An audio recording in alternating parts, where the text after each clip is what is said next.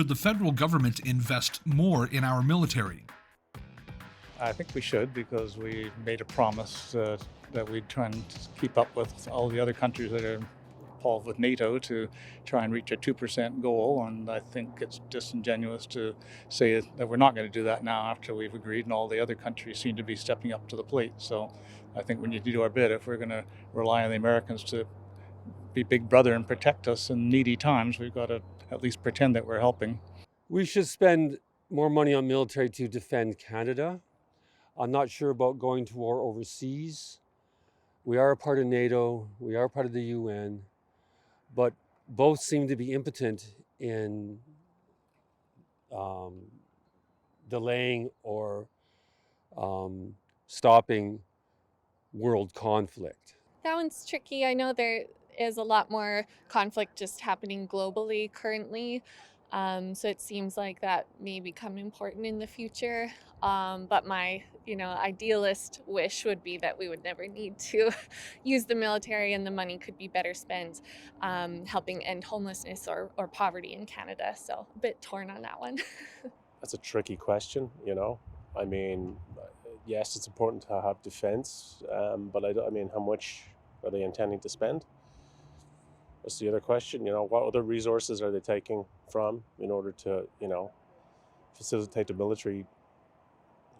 I don't know. I can't really answer that question. It's just geopolitically what's going on right now. Everybody's tensions are rising. Everybody's trying to militarize and put more money into their military. So, well, I know about the 2% commitment for NATO, and that we're not coming close and haven't, and that Trudeau has declared that we'll not manage it ever. I think we have to think about sort of national stature amongst our allies, and if Finland can do it and a whole bunch of peace-loving countries like that, you should think we'd be able to pull it together to at least come up to the minimum support commitment.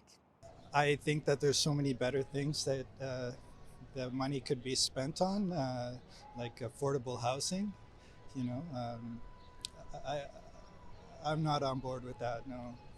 But eventually we'll have to have something, because with they can go from Arctic, to get to us and everything. And with the US, it's gonna go above us if there's anything. So we have to be prepared. But I really think that we have so much other things to get money into, Yes, probably, but I think they should wait a little bit, because right now after the COVID, I think economy is doing a bit bad. So I think they should put it back on its wheel and then invest more in the military, because of the Russian threat and the Arctic. And, we're close to them. So I think, yes, we should eventually.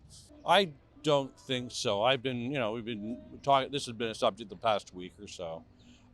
It's hard with our, we already spent a lot of money. We're a peacekeeping nation. I think we should stick to that in intelligence and things like that. I think we're very good at that.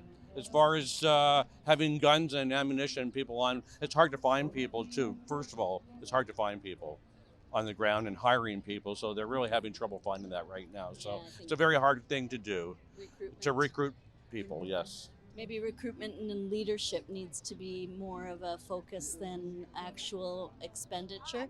But when you look that we have such a big country with coast to coast to coast, and I think maybe more investment into the north, it would be helpful, but only with partnership with Indigenous peoples as well. So only if it's suitable for there and for the whole nature as well. Everything has to be considered. It's a bigger picture, right, to be looking at. So that's all. I believe we have to invest more money in our military to keep up with what the rest of the civilized world is doing, and to guard against what's going on in Russia and what's going on in China, and that, yes, we have to, yeah.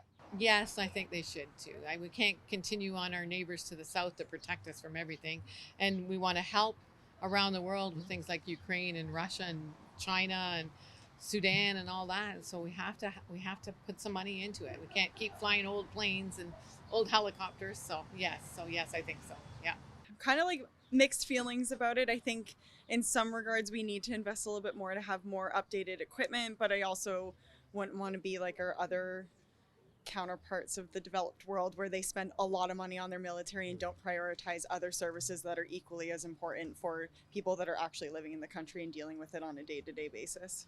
I think our military is lacking for sure. I think that they could be promoting and investing more money. I think with things happening nowadays in terms of the world and where it's at, I think we should start to look at how ready are we for something happening. Not that we want it to happen, but I think they could look at how they can promote and boost that for sure. I think that the concern with the Canadian military is that if we don't invest in the Canadian military, that we could end up in a situation where we are very dependent on our southern neighbors for their military might.